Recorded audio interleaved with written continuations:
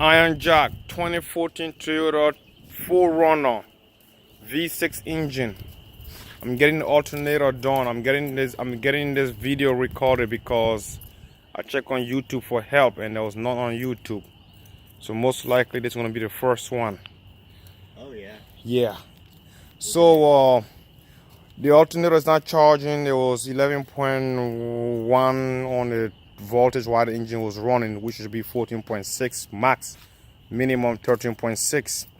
Now I just got the old one out, so I decided to do a video.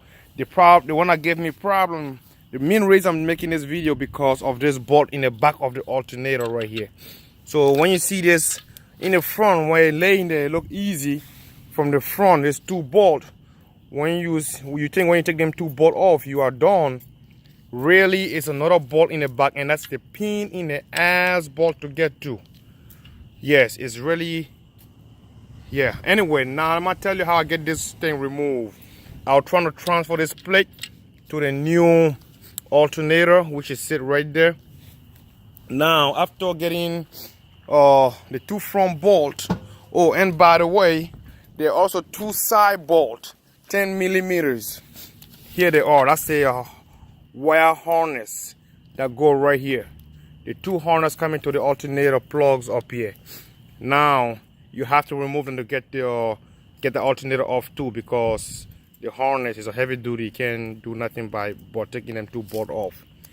Now after taking these two, which I use 10 millimeter socket and a wrench to get to these, because the harness sitting right here. You can use wrench on this one, but you cannot use wrench on the rear one. You have to use a socket.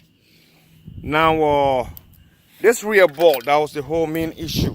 I laid down there to see if I can get to that bolt. There was no room. I came up here, right up here, to use my hand to go right between here. There's no room for my hand to fit, you know. Now the only solution I found was to raise the body off the chassis. Don't go on the chassis when you're raising this up. Don't put a jack on the chassis. Put on the body right here. When you raise that up, you're making room between the tires and the fender up here. Now I use this long extension right here. Long extension with a flex 12 millimeter socket. Flex 12 millimeter socket. Now I went out in the rear of the tire. Let me show you. Let me back up so you can see that area and where that bolt should be at. I believe up or down. Most likely I went down here. Anyway, whichever way you can find. I believe it was up here I went. I went up here and I get my flex in there to get to that bolt. Because, by the way, you can get your hand back here to get to this bolt. So your only chance is to get to this bolt to remove the whole alternator, and then you can transfer the plate, this bracket, to this alternator.